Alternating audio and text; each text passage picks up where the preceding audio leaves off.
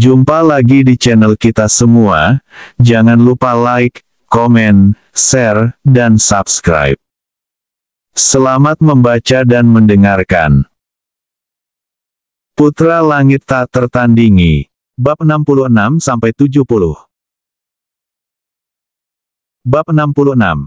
Bagus, sekarang kalian ikut aku, kita kembali ke villa istriku, tugas kalian akan kubagi di sana. Lanjut Tian Fan. Lalu mereka semua bergegas berangkat ke kediaman Tian Fan di villa nomor 1 Gunung Ganbu. Sementara itu di kediaman keluarga Tang.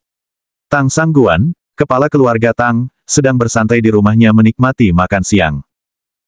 Sembari menunggu kabar gembira dari putra satu-satunya, yang sebentar lagi akan menjadi menantu keluarga Bai, keluarga terkaya nomor 2 di kota Xia, tiba-tiba ponselnya berdering, sebuah pesan teks masuk dari nomor putranya.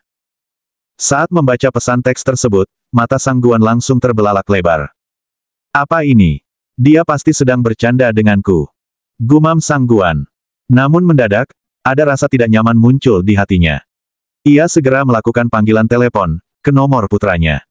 Namun berapa kali pun ia mencoba, panggilan itu tetap tidak diangkat. Seketika itu Tang Sangguan mendadak menjadi sangat panik. Ia mencoba menghubungi nomor Bao Zhang, yang merupakan master sekaligus pengawal keluarganya, namun hasilnya juga nihil. Nomor telepon Bao Zhang bahkan sudah tidak aktif. Sangguan mulai merasa khawatir, dia takut terjadi sesuatu pada putranya. Tanpa menyelesaikan makan siangnya, ia langsung bergegas meninggalkan kediaman keluarga Tang. Istrinya, Tang Meier, sangat kaget melihat hal itu, dan dengan perasaan sedikit kebingungan, ia menatap suaminya yang terlihat sangat panik itu. Suamiku, ada apa? Kenapa kau terlihat begitu tergesa-gesa? Kau mau kemana? Selesaikan dulu makan siang kita. Tanya Meier kebingungan. Tidak, aku harus pergi sekarang, kau lanjutkan saja makanmu, sesuatu mungkin telah terjadi pada putra kita. Jawab Sangguan buru-buru. Sebelum istrinya sempat lanjut bertanya, Tang Sangguan sudah bergegas pergi dari tempat itu. Di villa nomor 1, Ganbu Mountain Villa. Qijian dan kelima adiknya, sudah memasuki pintu gerbang villa. Luqian dan Xiao Yu yang baru pertama kali datang ke villa itu, cukup terkesima dengan keindahan villa itu. Begitu pula dengan pemandangan yang tampak di sekitar villa mewah itu. Adik kelima, adik keenam, selamat datang di rumah kita. Kata Dan Ran, yang di atas kertas, merupakan pemilik villa itu. Namun sebenarnya, villa itu diberikan oleh teman kakeknya 2 tahun lalu, saat Dan Ran dipindah tugaskan ke kota Xia. Teman kakeknya itu, tidak lain adalah, si pedang 2 mata, Gu Xintian, kakek Tian Fan. Jadi sebenarnya, secara tidak langsung, villa itu adalah milik Tian Fan sendiri. Wah, kakak ketiga, villamu ini sangat mewah, keluarga kakak pasti juga sangat kaya.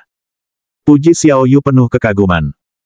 Tidak adik keenam, villa ini dipinjamkan oleh teman kakekku saat aku dipindah tugaskan ke kota ini, namanya kakek Gu Xintian. Jawab Dan Ran jujur. Apakah Gu Xintian yang kakak maksud, adalah, si pedang 2 mata, yang terkenal itu kak? Mei Ling ikut bertanya karena penasaran. Iya, kau benar adik keempat. Jawab Dan Ran lagi. Wah, kakekmu hebat sekali kak, dia bisa mengenal salah satu dari 4 pendekar terhebat di Changnan. Puji Xiao Yu kagum. Kau benar adik keenam, aku juga dengar dari kakek Luo, kalau kakak Tian adalah cucu dari nenek Yu Lai San dan nenek Jiang Lian Ni, hebat bukan? Tambah Mei Ling. Adik, kalian itu sangat lucu, kakak Tian itu memang berasal dari Pulau Lian Yu, dan kakak Tian adalah cucu satu-satunya dari keempat pendekar hebat, apakah mungkin kalian tidak mengetahuinya? Kata Qijian sambil tertawa geli. Apa? Pernyataan Qijian berhasil membuat mulut kelima adiknya menganga lebar. Apa? Ada apa? Adik Dan Ran, bukankah kakak Tian sudah mengatakannya saat dia menolongmu waktu kalian pertama kali bertemu? Menurut yang diceritakan kakak Tian, dia sudah mengatakan kalau dia adalah cucu kakek Xintian saat itu, apa kau lupa? Tanya Qijian dengan nada tegas. Bab 67. Tidak kak, aku rasa aku tidak mendengarnya, apa mungkin aku terlalu gugup saat itu sampai aku tidak fokus? Tanya Dan Ran bingung. Hufet. Qijian menghela nafas tak berdaya. Hubunganku dengan kakak Tian awalnya adalah perjodohan, kakek kami yang menjodohkan. Kakekku dan kakek Su Tiandao adalah teman sejak kecil, bahkan kakek Su jugalah yang mengobati penyakitku sebelum kakak Tian. Lanjut Qijian menjelaskan. Wah, hebat sekali. Jika begitu, bukankah 4 pendekar hebat, sekarang adalah tetua keluarga kita? Seru Mei Ling kagum. Kau benar sayang, 4 orang tua itu adalah kakek dan nenekku, kenapa tampaknya kalian begitu heran? Tiba-tiba suara ramah yang familiar terdengar dari kejauhan. Meskipun masih berada cukup jauh dan masih di dalam mobil, namun pendengaran Tian Fan yang merupakan seorang kultivator, bisa mendengar percakapan para wanitanya itu dengan sangat jelas. Kakak Tian. Kakak suami. Kakak tampan. Kakak. Panggil mereka berenam bersamaan. Tian Fan turun dari mobil dengan tersenyum, di belakangnya Wu Linjia, Bao Zhang dan para muridnya, dan juga Bao Jie juga ikut menyusul. Tidak perlu terlalu heboh tentang 4 orang tua itu, kalian mungkin belum tahu, suami kalian ini jauh lebih hebat dari mereka berempat. Canda Tian Fan dengan sombong. Namun semua yang dikatakannya sebenarnya adalah kenyataan, karena 4 orang tua itu sendiri pun sudah mengakui hal itu. Nona kecil, maafkan karena aku terlambat datang, aku terlambat mendapat kabar. Kata Wu Linjia kepada Bai Luqian dengan sopan. Paman Linjia terlalu sungkan, lagi pula aku baik-baik saja. Terima kasih, karena berkat nomor ponsel kakak tampan yang Paman Linjia berikan, Xiao Yu jadi bisa menghubungi kakak tampan dengan cepat. Jawab Luqian tulus. Nona ketiga, Nona keempat, maafkan kesalahan saya karena sudah bertindak bodoh. Kata Bao Zhang tak kalah sopan. Bruk. Nona ketiga, saya sudah 2 kali bertindak bodoh dan hampir mencelakai Anda Nona, mohon maafkan kesalahan saya. Nona keempat, Nona kelima, maafkan tindakan bodoh saya hari ini, setelah hari ini saya berjanji akan berusaha sekuat tenaga untuk menjamin keselamatan Nona-Nona sekalian. Kata Bao Jie sambil berlutut dan hampir menangis. Sudahlah, kalian terlalu sopan, kakak tampan sendiri sudah mengampuni kalian, jadi kami juga sama. Jawab Luqian santai. Bagus peri kecil, kakak menyukai kebesaran hatimu. Puji Tian Fan. Pipi Luqian seketika memerah. Lalu Tian Fan berkata pada semua orang, sekarang kalian semua dengarkan pengaturanku.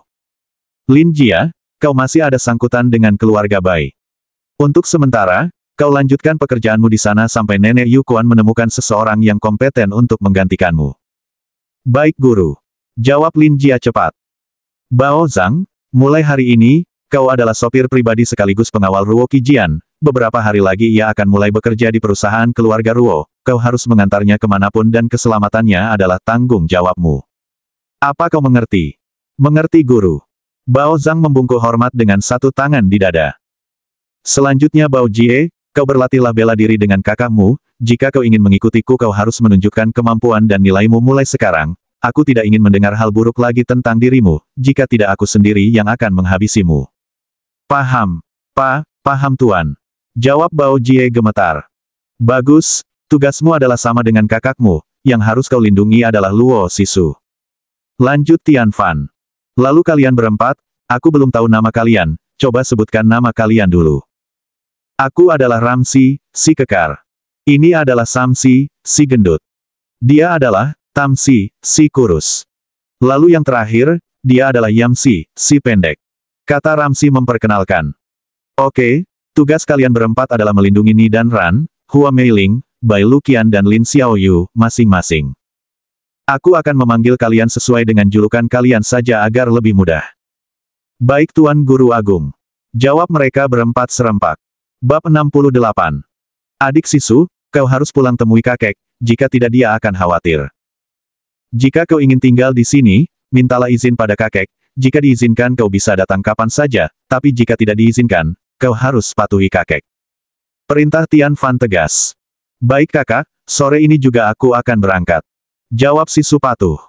Dan Ran, kau beritahu kakek, aku mungkin belum akan berkunjung dalam waktu dekat ini, jadi kau kabari dia jika kita semua tinggal bersama di sini. Baik kakak suami. Jawab Dan Ran.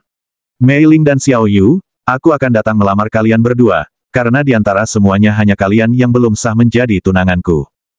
Baik kakak Tian. Baik kakak. Jawab mereka berdua serempak. Luqian, kau pulang bersama Lin Jia, mintalah izin pada nenek untuk pindah kemari jika kau mau. Tapi mengingat statusmu yang masih pelajar, aku rasa belum saatnya, aku takut orang-orang akan menganggapku seorang pedofil. Kau juga sama Xiao Yu. Tapi kakak tampan, aku sudah 18 tahun, dan aku juga tidak peduli kata orang, yang ku tahu aku mencintai kakak, dan cepat atau lambat kakak tampan juga akan menjadi suamiku. Jadi terserah orang-orang mau bilang apa. Jawab Luqian mantap. Kakak kelima benar kak, aku juga tidak peduli apa yang orang lain katakan, bahkan jika orang tua dan keluargaku menentang, aku rela tinggalkan mereka untuk bersama kakak. Jawab Xiao Yu lebih nekat. Tian Fan dan yang lain hanya bisa mengernyitkan dahi mendengarnya. Oh iya kak, aku juga sudah 18 tahun. Tambah Xiao Yu. Baiklah, kalau begitu terserah kalian saja. Jawab Tian Fan pasrah. Kakak Tian, kau belum menyebut namaku. Protes Qi Jian.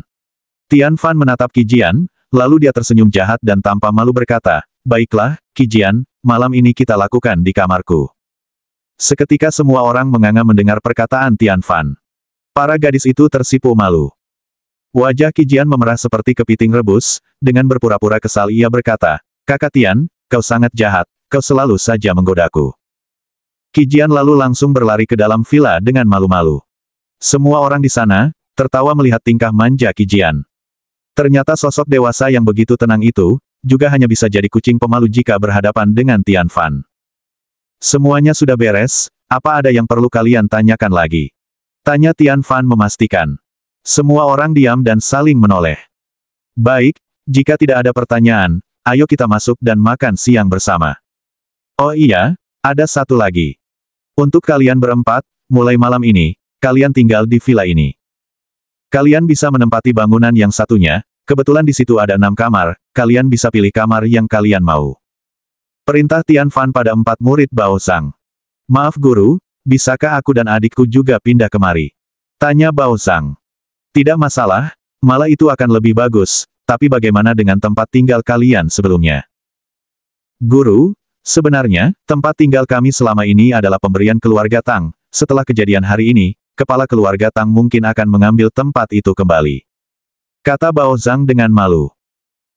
Sebenarnya dengan kehebatan dan namanya yang cukup tersohor, bisa saja dia menggunakannya untuk mencari dan mengumpulkan banyak uang, namun seperti yang dikatakan sebelumnya, Bao Zhang tidak pernah mengizinkan adik dan muridnya untuk bertindak berlebihan, yang selama ini mereka lakukan hanyalah hal-hal kecil, selain mengambil sejumlah kecil uang dari para korbannya, mereka tidak pernah melakukan hal buruk lainnya.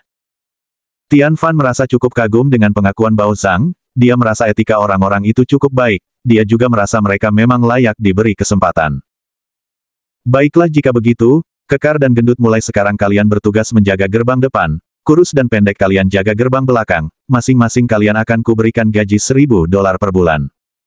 Bab 69. Bao Jie kau bisa urus kebersihan dan keasrian villa, juga halaman serta tamannya, gajimu $2.000 per bulan. Lalu Bao Zhang, tugasmu mengawasi pekerjaan mereka, kau juga urus sisanya, termasuk keperluan dapur dan lain-lain juga adalah tugasmu, gajimu $3.000 per bulan. Bagaimana menurut kalian? Tidak usah guru, itu terlalu berlebihan, harusnya kami yang menghasilkan uang untuk guru, sebagai tanda terima kasih, bukan malah sebaliknya. Tolak Bao Zhang cepat. Aku hanya menghargai kerja keras dan kemauan kalian untuk menjadi lebih baik. Kalian terima saja semua itu, dan ingat, jangan sampai kalian mengecewakan kepercayaan yang kuberikan pada kalian. Perintah Tian Fan tegas. Tanpa komando, mereka berenam langsung berlutut dengan serempak. Terima kasih guru, kami berjanji akan mengikuti guru seumur hidup kami tidak akan pernah mengecewakan guru, hidup kami adalah milik guru. Hidup kami adalah milik Tuan. Hidup kami adalah milik Tuan Guru Agung. Kata mereka serempak. Bangkitlah, ayo kita masuk dan makan, perutku sangat lapar. Jawab Tian Fan santai.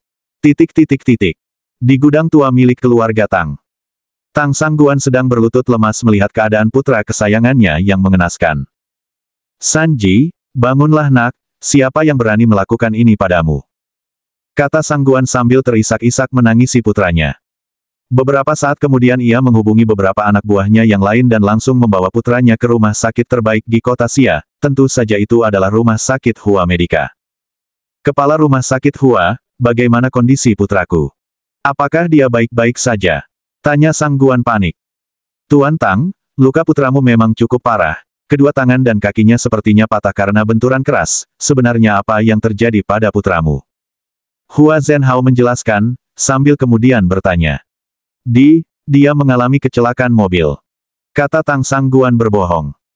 Oh, baiklah Tuan Tang, Aku akan meminta para dokter dan staf terbaik kami untuk membantu Tang Sanji sebaik mungkin. Aku rasa kita akan melakukan tindakan operasi setelah ini, kita hanya perlu menunggu kondisi Sanji stabil dulu, lalu operasinya segera bisa dilakukan. Tambah Zhen Hao menjelaskan. Baik, terima kasih Tuan Hua, lakukan yang terbaik untuk putraku, tak peduli berapapun biayanya. Jawab Sang Guan cemas. Di villa nomor 1, Ganbu Mountain Villa. Mereka semua sudah selesai makan siang sejak tadi. Mereka juga sudah selesai berkeliling villa dan memilih kamar untuk Luqian dan Xiao Yu. Luqian memilih kamar di sebelah kanan pintu masuk ruang tamu, sebaliknya Xiao Yu memilih yang di sebelah kirinya. Sekarang hanya ada sisa 4 kamar berjejer yang ada di belakang ruang tamu, tepat di bawah 4 kamar di lantai 2 yang sudah ditempati Qijian dan yang lainnya. Setelah itu Tian Fan mengantarkan Bao Zhang ke bangunan sederhana di samping villa itu. Bangunan itu memang tidak semewah bangunan villa di sebelahnya, namun jika dibandingkan dengan bangunan rumah penduduk biasa, ini bisa dikatakan termasuk salah satu yang paling mewah. Perabotan di dalamnya lengkap, kebetulan ada 4 kamar di lantai pertama dan 2 kamar di lantai kedua. Mereka berenam pun menempatinya secara berurutan. Setelah semua pengaturan selesai, kemudian mereka semua melakukan tugas mereka masing-masing. Sore harinya, Bao Jie mengantar Sisu kembali ke barat kota, ke kediaman keluarga Luo. Seperti yang dikatakan Tian Fan, begitu Luo Shen mendengar kabar jika cucunya sudah menerima Tian Fan bahkan kini ia ingin tinggal bersama Tian Fan, mendadak penyakit Luo Shen terasa sudah membaik 80%, ia tak henti-hentinya tersenyum dan memuji kebijaksanaan pemikiran cucu perempuannya itu. Malam ini kau istirahat dulu di sini, besok pagi kakek sendiri yang akan mengantarmu ke kediaman Tian Fan, kau memang cucu yang berbakti, kakek sangat senang hari ini. Kata Luo Shen dengan senyum bahagia yang merekah di wajah tuanya. Bab 70. Maafkan sikapku yang sebelumnya Kek, sekarang aku sadar, kakek memang selalu melakukan yang terbaik untuk masa depanku. Kata Sisu sedih dan dipenuhi penyesalan. Luo Shen memeluk cucu perempuannya itu, lalu dengan lembut berkata, sudahlah sayang, tidak usah kau sebut masalah itu lagi, perubahan sikap dan ketegasanmu saat ini telah menunjukkan kalau kamu sudah dewasa, kakek sangat bahagia. Orang tuamu di surga sana pasti sangat bangga dengan putri cantiknya ini. Puji Luo Shen bangga. Terima kasih kakek. Tapi Kek, bagaimana dengan kakek? Tanya Sisu ragu. Kau tenang saja, Andreas dan para pelayan kakek kan masih ada, mereka pasti merawat kakek dengan baik. Kau cukup jalani hidup bahagiamu bersama pria hebatmu itu, lalu segera lahirkan cicit untuk kakek. Kata Luo Shen tegas. Benar Nona, biarkan kami yang menjaga Tuan besar, kami berjanji akan menjaga dan merawat Tuan dengan baik. Sambung Andreas. Asisten Luo Shen yang sudah puluhan tahun, mengabdi pada keluarga Luo. Terima kasih Paman Andreas. Jawab Sisu dengan mata berkaca-kaca. Kediaman keluarga Bai, di selatan kota Xia. Luqian tiba bersama si kurus dan Wu Linjia. Salam Nyonya besar, saya sudah kembali. Sapa Linjia hormat. Linjia adalah seorang pria tampan yang bertubuh tinggi tegap, tingginya hampir sama dengan Tian Fan. Usianya mungkin sekitar 32 atau 33 tahun. Ia adalah seorang yatim piatu yang tinggal sebatang kara, sejak kecil ia sudah bekerja sebagai kuli angkut barang di pasar. 10 tahun lalu Nenek Jiang bertemu dengannya di pasar, dan cukup tertarik dengan kinerja dan sikap jujur Lin Jia. Akhirnya Nenek Jiang merekomendasikan Lin Jia untuk menjadi pengantar barang dan akan diberi izin dan akses keluar masuk Pulau Lian Yu. Saat itu ketiga kakaknya pun menyetujui usul Nenek Jiang tersebut. Wu Linjia bekerja dengan baik selama 7 tahun penuh, lalu sejak 5 tahun lalu ia sudah mengenal Tian Fan saat ia diselamatkan dari kepungan beberapa harimau buas waktu itu. 2 tahun setelah pertemuan itu, Nenek Jiang meminta Linjia, yang diketahui telah berlatih bersama Tian Fan selama beberapa waktu, untuk datang ke kediaman keluarga Bai di selatan kota Xia dan bekerja sebagai pengawal bagi Bai Yuquan, sahabat Nenek Jiang sekaligus kepala keluarga Bai. Sekarang sudah 3 tahun dia mengabdikan dirinya pada kepala keluarga Bai tersebut. Dari mana saja kau Linjia? Mana rasa tanggung jawabmu untuk menjaga ibu mertuaku? Tanya Minglan ketus. Sebagai menantu tertua keluarga Bai, ia selalu merasa punya kuasa dan berhak untuk ikut mengatur keluarga. Namun Linjia yang hanya seorang pengawal keluarga, sama sekali tidak menghormatinya. Bahkan dengan Lu Gianyi, yang merupakan adik iparnya saja Linjia begitu hormat, kenapa dengannya tidak? Itu membuat Minglan merasa iri dan sangat kesal pada Linjia. Padahal sebenarnya sejak kedatangan Linjia ke keluarga Bai, Minglan sudah menaruh hati padanya, karena Lin Jia jauh lebih tampan dan terlihat perkasa daripada suaminya Guan Ping yang tidak berguna itu. Tentu saja itu hanya perasaan sepihak, karena Lin Jia sama sekali tidak pernah memiliki pemikiran seperti itu. Ming Lan bahkan mengira Lin Jia sudah berselingkuh dengan Gian Yi karena mereka begitu akrab, bahkan Lin Jia memperlakukan Lu Qian dengan sangat baik seperti putrinya sendiri. Tentu saja itu membuat Ming Lan panas, hatinya dipenuhi rasa curiga dan kekesalan sepanjang waktu. Nyonya Ming Lan, saya pergi menyelamatkan nona kecil dari penculikan. Jawab Lin Jia jujur. Namun Ming Lan malah tersenyum sinis, hahaha, siapa yang mau kamu bohongi hah? Jelas-jelas Lu Qian baru saja pulang dari sekolah, dan dia baik-baik saja. Tidak Bibi Ming Lan, yang dikatakan Paman Lin Jia benar, tadi siang aku sempat mengalami penculikan. Kata Lu Qian membela Lin Jia. Bersambung.